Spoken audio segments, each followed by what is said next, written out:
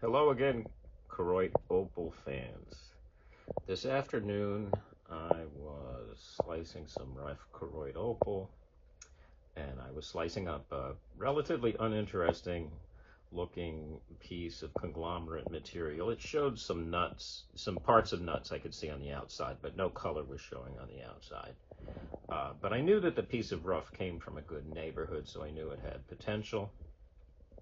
And I was pleased to find this colorful little part of a nut.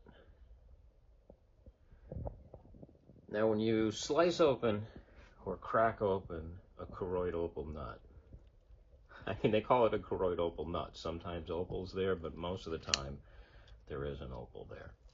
So it could be hollow, or it could just have some crumbly ironstone inside it, or it could have a nice crystal opal center, or it could be like this stone and have this weird but beautiful combination of swirls of opal with some good looking ironstone in an attractive but unusual series of patterns.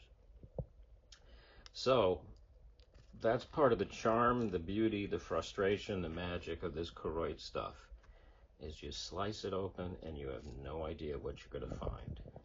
I'm probably going to cut some double-sided cabs out of it. Particularly this one in particular, the middle piece should yield a really good looking cab. I'll probably, like I said, I'll probably slice some double-sided cabs out of it.